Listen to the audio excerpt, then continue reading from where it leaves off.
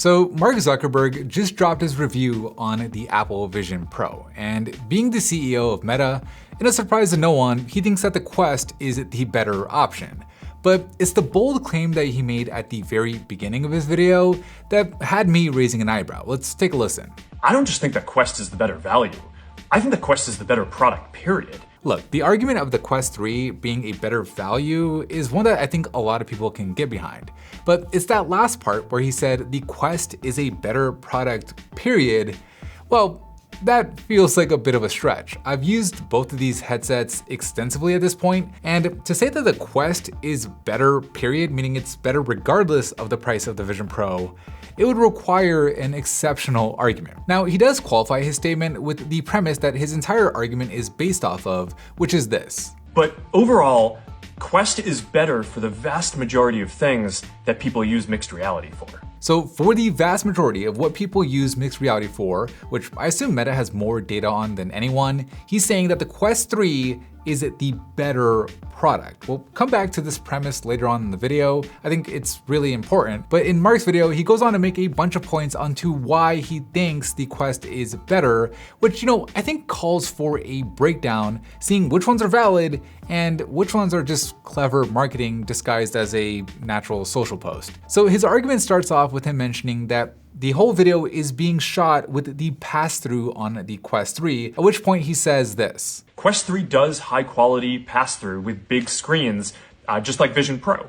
Now, he doesn't compare the pass-through on the Quest 3 directly with the Vision Pro, but he says that the Quest Pro does high quality pass-through with big screens just like the Vision Pro, which, leads the viewer to infer that the quality between the two is comparable. But being someone who has used both headsets, they're definitely not comparable, and I don't even know how they were able to get the Quest pass-through cameras to look as good as they did, because whenever we use the pass-through on the Quest, it doesn't look anywhere near as good. And for a direct comparison to the Vision Pro, in this scene we have a similar setup with window lighting, and you can clearly see the difference. There's significantly more noise in the Quest 3's image, the resolution is lower, there's more warping, and the exposure is generally just boosted, blowing out some of the details, where you don't see that on the Vision Pro. So yes, both headsets have pass-through, but no, they're not close. Now, I'm not saying that the Quest's pass-through is bad. Like, if you just want to pick something up or grab something while you're wearing it, it's totally usable. But I think it is a little bit misleading to position it as comparable to the Vision Pro, especially when you consider that the pass-through is one of the most important elements when it comes to mixed reality, since, it is the whole reality part. So right out of the gates, this review so far is starting to feel a little biased, but let's continue to hear his next points. But we also designed it to be great for a lot of other things. Moving around, playing games, hanging out with friends and socializing, working out, and more. Quest, I think is just a lot more comfortable. We designed it to weigh 120 grams less, which makes a really big difference on your face. There's no wires that get in the way when you move around. It's a big deal. Our field of view is wider, and I found our screen to be brighter also. I also noticed that Apple's headset has this motion blur as you move around, which Quest is just a lot crisper. Okay, so those were 5 points in a row that were mostly valid. The Quest 3 is better for doing things like gaming and working out. It's definitely a lot more comfortable. We actually measured the torque of each headset, which ultimately is what puts all that pressure on your face and your neck. And we found that the Quest 3's torque was 10% less than the Vision Pro's. And when you swap it out for the Elite strap like we have on here, it's actually 33% less torque, which you definitely feel on your face. As for the wire on the Vision Pro, I don't think it's really that big of a deal when you have the battery pack in your pocket. Like, it's not like PC VR where when you move around, it'll start tugging on you because the battery pack is moving with you. But if you don't have it in your pocket, if you have it just sitting there on your table and you forget about it and walk away, then yeah, it'll tug on you. So it's definitely something that's annoying and a valid point. The field of view is noticeably wider on the Quest 3. It's one of those things that you notice when you switch back and forth between the two, and the Vision Pro does kind of leave you wanting more. And he's also right about the Vision Pro's motion blur, which seems pretty excessive when you move your head around in pass-through. I wouldn't say it's a big deal, but it is definitely there. However, saying that the Quest 3 is crisper is also a little off the mark, since the lower resolution on the Quest 3 makes the overall image blurrier to begin with. But it doesn't have that same motion blur, so it's a valid point and credit where credit is due. But what I really wanted to hear was his take on the resolution of the Vision Pro, since this is arguably the biggest selling point of the device itself. And this is what he had to say. Now, Apple's screen does have a higher resolution, and that's really nice. But I was surprised by how many trade-offs they had to make to the quality of the device and the comfort and ergonomics and other aspects of the display and artifacts in order to get to that. So he basically sidestepped it. Like, he acknowledges that it's nice, but then he double dips on his comfort arguments, and then he talks about sacrifices to quality without mentioning anything specific, which, the Vision Pro has its weaknesses, but I wouldn't say quality is one of them.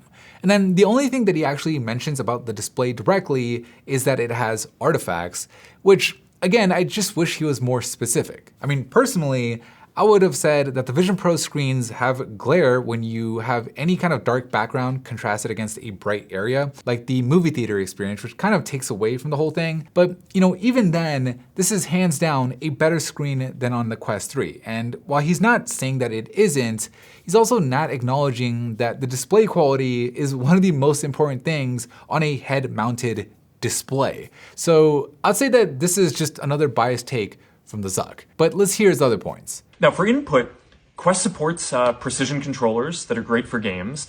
Both headsets support hand tracking, but I found ours to be a little more accurate. Okay, when it comes to the controllers for gaming, his argument is 100% valid. I've tried playing games on the Vision Pro, like Fruit Ninja, and you literally have to slow down your movements just for the Vision Pro to pick it up. Whereas playing Fruit Ninja on the Quest 3, well, it's actually fun. But the part about hand tracking and the Quest being more accurate, yeah, I don't know about that one. The Quest's hand tracking is way more limited in terms of its range, and as for its accuracy, trying to do that pinch gesture to select things moves the actual cursor around because your hand is the cursor, whereas on the Vision Pro, your eyes are the cursor, which means that you can lock in on something and then tap your fingers independently of it. So, I don't really buy the whole accuracy argument at all. But moving on, Mark does address the eye tracking on the Vision Pro, and here's what he has to say about that.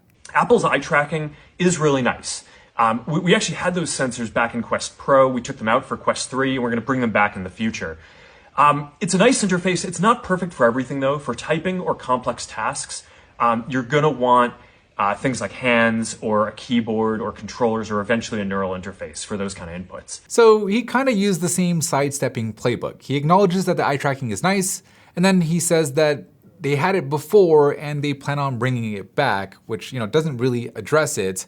And also, having the eye tracking sensors is different from Apple's implementation, where your eyes are the cursor. This new UI is basically one of Apple's standout features with the Vision Pro, and glossing over it as, oh, we had the sensor and maybe we'll bring it back, I just don't feel like it's addressing it head on. And then he even goes to discount it, saying that, it doesn't work for everything. Like, sometimes you need a physical keyboard or you need your hands, which, well, like, that's no different than on the Quest 3. So I hate to say it, but I think it's another biased take from Mark on input. Let's hear his next point. Quest's immersive content library is a lot deeper.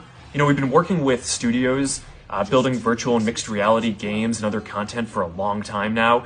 And if you want to watch YouTube or play Xbox on a big screen anywhere you go, that's only available on Quest for now. This point is mostly valid. There isn't a bunch of immersive content on the Vision Pro right now, and not being able to watch VR content on YouTube and playing games on Xbox is a major weakness. So, it's a strong point for the Quest 3 from Mark. But now it's time for his closing argument. So, when I look around, it seems like there are a lot of people who just assumed that Vision Pro would be higher quality because it's Apple and it costs $3,000 more. But, honestly, I'm pretty surprised that Quest is so much better for the vast majority of things that people use these headsets for with that price differential. He's not wrong that people just assume that the Vision Pro is going to be better just because it's made by Apple and that it's more expensive.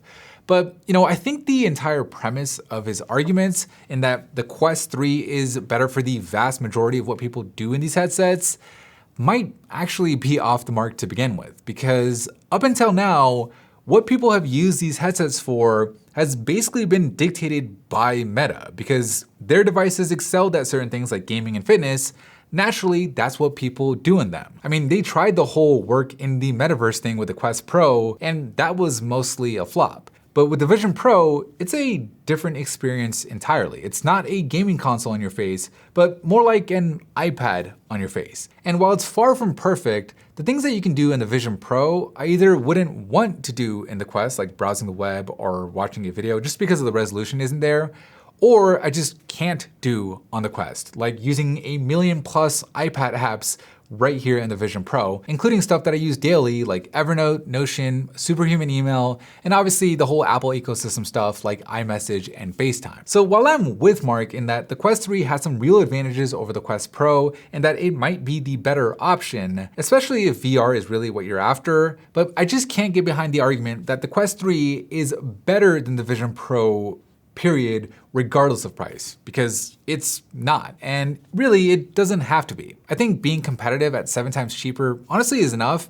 And I really am looking forward to seeing what Meta has up their sleeve for the high-end headsets. I think competition is always a good thing. And I'm not underestimating what Meta can do in this space. They have a big lead, and the Quest 3 honestly is a really great device. I just think Mark's review of the Vision Pro and the comparison was obviously biased. And that's okay. He's allowed to be. He's the CEO of Meta. I think it's the job of reviewers to put things into perspective. But overall, I think the Vision Pro is a better headset, not considering price. With price considered, I think the Quest 3 is the better headset. But what do you guys think? Do you think Meta has a shot at basically controlling the space as they do right now? Or do you think Apple is gonna run away with it? Or do you think none of this stuff's gonna take off and we're just gonna keep using our phones and tablets the way we always have? Let me know down in the comments. Anyways, that is it for me in this video. Thank you for watching. And as always, I'll see you in the very next episode.